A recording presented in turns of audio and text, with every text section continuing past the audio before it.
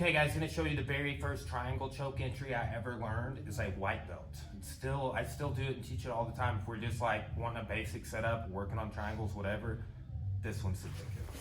He's in my guard, and here's the thing, guys, people use their arms as wedges, right? Do you see how I was like, no, you don't get to grab, you don't get to put your arm right there, right? Boom, right? So like if you can occupy his sleeves, I like wrists on this. I like to actually grip, okay? So here's another thing. If he has his arm in like that, I don't want your arms like down in my legs, okay?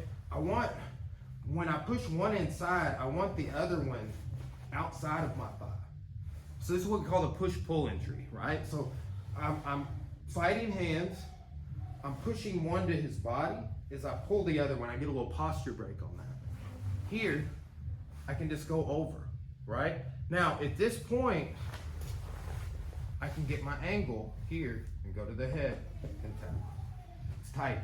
And guys, it's very little pressure how I'm finishing this. We covered the finishing details in a different video. So in punch defense, it's kind of just doing the same finishes on this, okay? So look, I've got it. Oh, you're fine, you're here, right? So look, see how that, I'm pinning that one, I'm pushing that one, and I'm pulling this one, and that made your head lunge forward a little bit.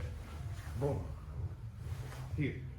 Right? You may try and hit here, so don't let it. Lock it. Grab the head. So here, you can grab with both hands. Sorry. You can grab with both hands, but if you grab with both hands, he may start punching you in the face. Well, I just do sport jiu-jitsu. I'm not worried about that. Cool story. Like, when you don't think sport jiu-jitsu is cool anymore one day, or you don't do it as much, or you're old or whatever, and you have to use this for real application. And the older I get, I'm 37, I'm like, man, somebody's gonna punch me in the face if I have to defend myself doing jiu-jitsu. And the older I get, the less I think about all this other stuff. Yeah, sport, great. I coach a lot of people, competed all 3 color belts myself. But punch defense, I started off doing MMA. It's just vitally important to me, right? So don't forget those details. It's just a good habit, right? Do it like, hey, I don't wanna get punched. And when the time comes, you won't. But other way around, you might. And I will say, put me in a triangle real quick. One time I got hit right here with a hammer fist, right? And it moused my eye. And so dude was doing his thing, and he really wasn't worried about this arm, and just whop, right? So you gotta monitor that, right? Whichever arm he's trying to hit with. Right, if you get a little deeper in the triangle, if he's trying to hit with this one, you gotta monitor that, right? If you don't, boom, boom. You get hit with a hammer fist, you gotta think, and like that story, we're MMA sparring, we're a ground and pound. If you're wearing an MMA glove, there is never any padding right there, right? So, and then two, like think, if you're gonna hit somebody, like way less likely to break your hand hitting somebody like this. And if I'm gonna hit somebody on the street, it's gonna be with this, or this, like a palm strike.